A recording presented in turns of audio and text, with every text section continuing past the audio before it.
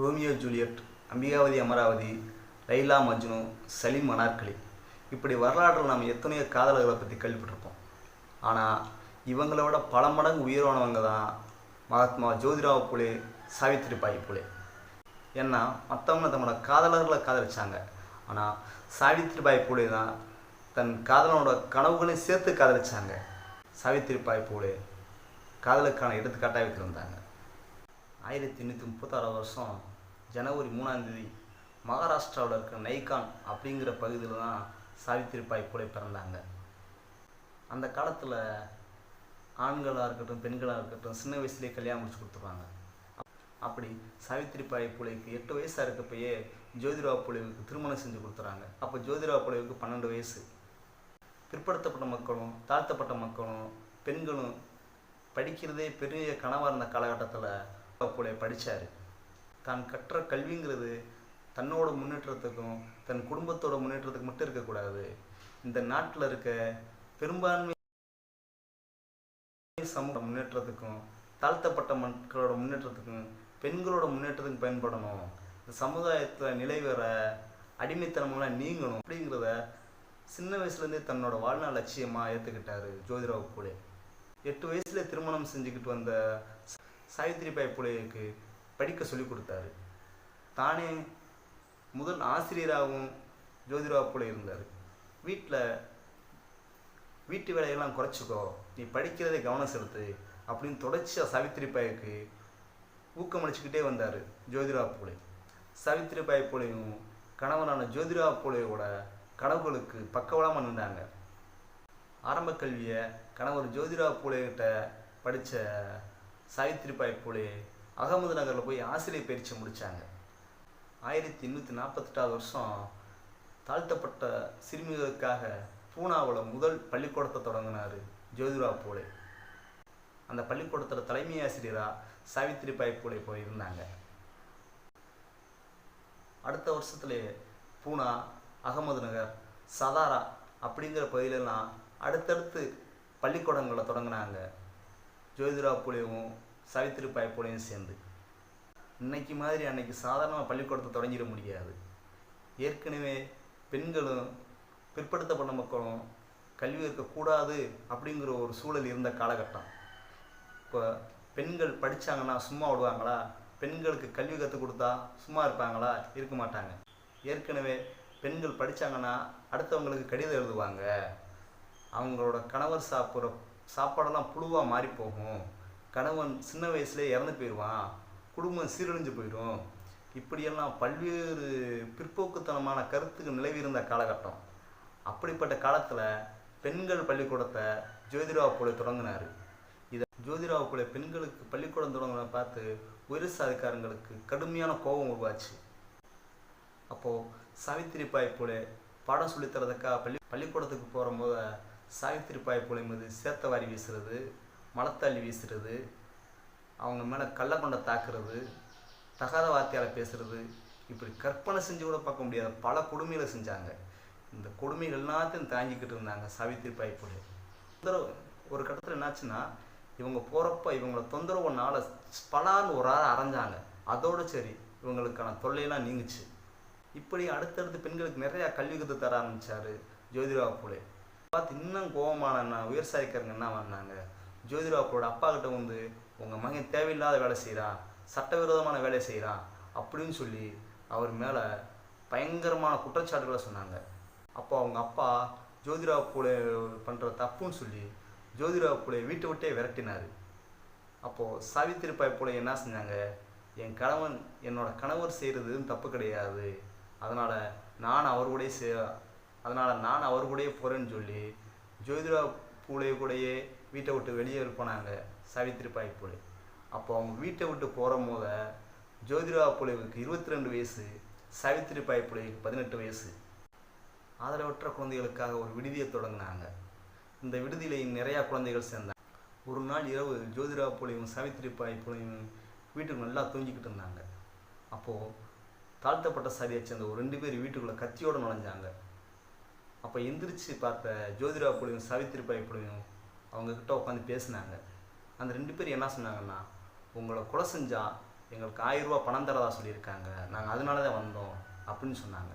அப்போது ஜோதிராவ் பூலேவும் சாவித்திரிபாய் பூலேவும் சேர்ந்து தங்களை ஏன் அவங்க 2 பேரும் கொலை செய்ய சொன்னாங்கன்னா, உங்களை மாதிரிக்கு மக்களுக்காக நாங்கள் பாடுபடுறதுனால தான் அவங்கள எங்களை கொலை செய்ய சொல்லியிருக்காங்க. அதனால் உங்களோட முன்னேற்றத்துக்காக நாங்கள் இருக்கோம், நீங்கள் நல்லா இருக்கணுன்றக்காக நாங்கள் எங்களோட வாழ்க்கையை அர்ப்பணிச்சுக்கிட்டு நிற்கிறோம் அப்படின்னு 2 பேரும் சொல்லவுமே, அந்த உங்களை கொல்றதுக்காக அந்த 2 பேருமே இவங்க சொல்கிறத கேட்டுக்கிட்டு பேசாமல் அமைதியாக இருந்தாங்க. நாங்கள் அவங்கள போய் கொல்லலாமா அப்படின்னு சொல்லி ஜோதிராவ் பூலேட்ட கேட்டபோது, இல்லை இல்லை வேணாம் அப்படின்னு சொல்லி மறுத்து அவங்களையும் தங்களோட ஆதரவாளராக மாற்றி தாங்கள் செய்கிற ஒவ்வொரு வேலைகளுக்கும் அந்த 2 பேரையும் பயன்படுத்த ஆரம்பிச்சிட்டாங்க, ஜோதிராவ் பூலேவும் சாவித்திரிபாய் பூலேயும். கணவனை இழந்த பெண்கள்லாம் மொட்டையடிச்சுக்கிறணும் அப்படின்ற ஒரு சூழ்நிலை உருவாகியிருந்த காலகட்டம். அப்போது பெண்களுக்கு மொட்டையடிக்க முடியாது, அவங்களுக்கு மொட்டையடிக்கக்கூடாதுன்னு சொல்லி நாவிதர்களெல்லாம் ஒன்றா சேர்ந்து ஒரு மிகப்பெரிய போராட்டத்தை நடத்தி முடித்தாங்க சாவித்திரிபாய் பூலே. சத்திய சோதக் சமாஜம் அப்படிங்கிற அமைப்பு 1873 தொடங்குறாங்க. இந்த அமைப்பு ஒரு ஆன்மீக அமைப்பு. ஏற்கனவே பார்ப்பனர்கள் தான் முக்கியமானவர்களாக கருதப்பட்ட வந்த காலம். பார்ப்பனர்கள் தான் உயர் சாதிக்காரங்க, அவங்கள வச்சு தான் திருமணங்கள் நடத்தணும், அவங்கள வச்சு தான் கோயில் திருவிழாக்கள் நடத்தணும். அப்படிங்கிற காலகட்டத்தில் பார்ப்பன ஆதிக்கத்தை எதிர்த்து பார்ப்பனர்கள் இல்லாமல் திருமணம் நடத்தணும் அப்படின்ற தங்களோட கொள்கையாக வச்சு கொண்டு போனது தான் சத்திய சோதக் சமாஜம். இந்த அமைப்பை வச்சு பல நல்ல காரியங்கள் செய்ய ஆரம்பித்தாங்க. இந்த சத்திய சோதக் சமாஜம் மூலமாக பார்ப்பனர் இல்லாத திருமணம், சாதி மறுப்பு திருமணம், விதவை திருமணம் இதெல்லாம் ஊக்குவிக்க ஆரம்பித்தாங்க. ஒரு தடவை சாவித்திரிபாய் பூலே அவங்க அம்மா வீட்டில் இருந்த போது அவங்க அண்ணன் அவங்கக்கிட்ட சொல்கிறாரு, உன் கணவர் செய்கிற தப்பு, அவர் பண்ணுற தப்புனால தான் நம்ம கூட யாரும் பேச மாட்டுறாங்க, அதனால் அவரை திருந்த சொல்லு அப்படின்னு சொன்னாங்க. நீங்கள்லாம் கடவுள் பேரை சொல்லிக்கிட்டு இருக்கீங்க, சாமி கும்பிட்றீங்க, இங்கேருந்து பாத யாத்திரை போகிறீங்களே தவிர கடவுளுக்காக எதுவுமே செய்யறதில்லை. ஆனால் என்னோட கணவர் கடவுள் மாதிரி, இந்த உலகத்திலேயே என் கணவருக்கு சமமான ஆள் யாருமே கிடையாது. ஏன்னா கடவுள் என்ன செய்யணும்னு விருப்பப்படுறாரோ அதை எல்லாமே என் கணவர் செய்கிறாரு. இந்த நாட்டில் இருக்க பெரும்பான்மை மக்களுக்கு கல்வி கிடைக்கணும் அப்படின்ற விரும்புகிறாரு, இந்த நாட்டில் இருக்க மக்கள் முன்னேறணும் அப்படிங்கிற விரும்புகிறாரு. கடவுளாகவே இருந்தால் எதைத்தானே செய்வார். ஆக என்னோட கணவர் கடவுள் செய்கிற வேலையை தான் செஞ்சுக்கிட்டு இருக்காரு, நானும் அவருக்கு பக்கவளமாக இருக்கேன், அவர் செய்கிறதுல எந்த ஒரு தப்புமே கிடையாது, என் கணவருக்கு உதவி செய்கிறது எனக்கு ரொம்ப சந்தோஷமாக இருக்குது அப்படின்னு சொன்னாங்க. அப்படி தன்னோட கணவருக்கு ஆதரவாக எந்த இடத்துலையும் தன் கணவரை விட்டுத்தராமல் இருந்தவங்க தான் சாவித்திரிபாய் பூலே.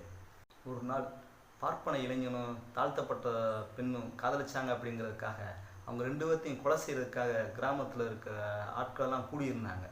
அப்போ அங்கே போன சாவித்திரிபாய் பூலே அந்த கிராம மக்களை பார்த்து, நீங்கள் பண்ணுற தப்பு, இவங்க 2 பேர்த்துக்கு ஏதாச்சும் ஆச்சுன்னா காவல்துறை உங்களை சும்மா விடாது அப்படின்னு சொல்லி மிரட்டவும் அந்த கிராம மக்கள்லாம் 2 பேர்த்தையும் விட்டுட்டு போயிட்டாங்க. அப்போ அந்த 2 பேர்த்தையும் காப்பாற்றி அவங்களுக்கு வேலைக்கான ஏற்பாடையும் சாவித்திரிபாய் பூலே செஞ்சு கொடுத்தாங்க. ஒரு தடவை நாட்டில் கடுமையான பஞ்சம், ஆற்றுல தண்ணி இல்லை, குளத்துல தண்ணி இல்லை, விலங்குகளுக்கும் குடிக்க கூட தண்ணி இல்லை, மரங்கள்லாம் செத்து கீழே விழுகுது. அப்போது அங்கே கிராமத்தில் இருக்க ஆண்களெல்லாம் சாப்பாட்டுக்காக அங்கே இருக்க விஷக்காய்களை சாப்பிட்றாங்க, கொஞ்ச நாளே செத்து போகிறாங்க. குழந்தைகளை கூட விற்க வேண்டிய சூழல் உருவாகுது, ஊரை விட்டு நிறையா பேர் போகிறாங்க. இன்னும் சிலர் குடிக்க தண்ணி இல்லாமல் தங்களோட சிறுநீரையே குடிக்கிறாங்க. இப்படிப்பட்ட கடுமையான பஞ்ச நிலவன காலகட்டத்தில் கூட கந்துவட்டி கொடுமை ரொம்ப தலைவரிச்சாடுது. கந்துவட்டி கொடுத்தவங்கலாம் கொஞ்சம் கூட மனசாட்சி இல்லாமல் அந்த மக்களை கடுமையாக சுரண்டுறாங்க. இதெல்லாம் கேள்விப்பட்ட சாவித்திரிபாய் பூலே தங்களோட சத்திய சோதக் சமாஜம் அமைப்பு மூலமாக அந்த மக்களுக்கு போய் உதவி செய்கிறாங்க, தங்களால் முடிஞ்ச உணவை கொடுக்குறாங்க. இதெல்லாம் பார்த்துக்கிட்டு இருந்த அந்த கந்துவட்டிக்காரங்க என்ன பண்ணுறாங்கன்னா, இந்த சாவித்திரிபாய் பூலே மேலேயும் அவங்களோட அமைப்பினர் மேலேயும் காவல்துறையோட புகார் கொடுக்குறாங்க. அந்த கந்துவட்டிக்காரங்களோட பேச்சை கேட்டுக்கிட்ட காவல்துறையினர் என்ன பண்ணுறாங்கன்னா, இவங்க மேலே நடவடிக்கை எடுக்கிறாங்க. உடனே மாவட்ட கலெக்டர் சந்தித்த சாவித்திரிபாய் பூலே தங்கள் தரப்பு நியாயங்களை எடுத்து சொல்கிறாங்க. இவங்க சாவித்திரிபாய் பூலேவும் அவரோட அமைப்பை சேர்ந்தவங்க மக்களுக்கு நல்லதான் செய்கிறாங்க அப்படின்றத உணர்வுபூர்வமாக புரிஞ்சுக்கிட்ட அந்த மாவட்ட கலெக்டர் என்ன பண்ணுறாருன்னா, தங்களால் முடிஞ்ச உதவியும் அந்த மக்களுக்கும் சாவித்திரிபாய் பூலேவுக்கு செய்கிறாரு. 1891 ஜோதிராவ் பூலே இறந்துடுறாரு. கணவன் இறந்துட்டார்னா பெண்களுக்கு மொட்டை அடித்து அவங்கள வீட்டில் ஒரு மூலையில் உட்கார வச்சிடணும் அப்படின்றது அன்னைக்கு சாஸ்திரம் சடங்காக இருந்துச்சு. ஆனால் இந்த சாஸ்திர சம்பிரதாயங்கள்லாம் உடைச்சாங்க சாவித்திரிபாய் பூலே. கணவன் இறந்துட்டார்னா அங்கே சுடுகாட்டுக்கு பெண்கள் போகக்கூடாது. ஆனால் இந்த எல்லா தடைகளையும் தாண்டி சுடுகாட்டுக்கு போய் இறந்த தன்னோட கணவனுக்கு இறுதி மரியாதை செஞ்சு அவரோட உடம்புக்கு தீ மூட்டி இந்த சாஸ்திர சம்பிரதாயங்கள்லாம் மீறி ஒரு புதுமை பெண்ணாக செயல்பட்டாங்க சாவித்திரிபாய் பூலே. தனக்கு கணவனாக மட்டும் இல்லாமல் வழிகாட்டியா, ஆசிரியரா, அரசியல் ஆசானா, கடவுளா, இப்படி எல்லாத்துக்குமா இருந்த தன்னோட இதயமாகவும் தன்னோட அன்பாகவும் இருந்த ஜோதிராவ் பூலே இறந்தாலும் அவர் விட்டு போன அவரோட பணியை தொடரணும் அப்படின்ற மட்டும் உறுதியாக இருந்தாங்க. ஜோதிராவ் பூலே மாதிரி நாட்டில் நிலவி வந்த சமூக அநீதிகளையும் பாகுபாட்டையும் எதிர்த்து கடுமையாக போராடினாங்க. சாவித்திரிபாய் பூலே ஒரு சாதாரண பெண்ணாக மட்டும் இல்லாமல் ஒரு கல்வியில் சிறந்த ஒரு ஆசிரியராகவும் மிகச்சிறந்த ஒரு வீராங்கனை போலவும் செயல்பட்டு தன்னோட கணவரோட லட்சியங்களெல்லாம் நிறைவேற்றுறதுக்காக தன்னோட வாழ்நாள் முழுக்க போராடினாங்க சாவித்திரிபாய் பூலே. நம்ம இன்றைக்கும் கூட எத்தனையோ காதல் கதைகளை கேள்விப்பட்டிருப்போம். ஆனால் உண்மையான காதலுக்கு அர்த்தமாக காதலனோட கனவுகள் நிறைவேற்றுறதுலையும் காதலனோட லட்சியத்தில் நிறைவேற்றுறதுலையும் தன்னோட வாழ்நாள் முழுக்க பாடுபட்ட சாவித்திரிபாய் பூலே உண்மையிலேயே மிகச்சிறந்த இப்படி பிற்படுத்தப்பட்ட மக்களுக்காகவும் தாழ்த்தப்பட்ட மக்களுக்காகவும் பெண்களுக்காகவும் கணவர் ஜோதிராவ் பூலேயோடைய தன்னோட வாழ்நாள் முழுக்க போராடி தன் கணவரோட லட்சியங்களெல்லாம் தன்னோட கணவரோட கனவுகளெல்லாம் நிறைவேற்றினவங்க தான் சாவித்திரிபாய் பூலே. நாட்டில் கடுமையான கொள்ளை நோய் உருவான சமயத்தில் அந்த மக்களுக்காக எவ்வளோ உதவிகள் செஞ்சு அந்த மக்களை காப்பாற்றின சாவித்திரிபாய் பூலேயும் கொள்ளை நோயால் பாதிக்கப்பட்டு 1896 உயிரிழந்தாங்க. இப்படி தன்னோட கணவர் ஜோதிராவ் பூலே லட்சியமாகவும் கனவாகவும் இருந்த பிற்படுத்தப்பட்ட தாழ்த்தப்பட்ட பெண்களோட சமூக முன்னேற்றத்துக்காகவும் அவங்களோட கல்விக்காகவும் சமுதாய மாற்றத்துக்காகவும் கடைசி வரைக்கும் வாழ்ந்தவங்க தான் சாவித்திரிபாய் பூலே.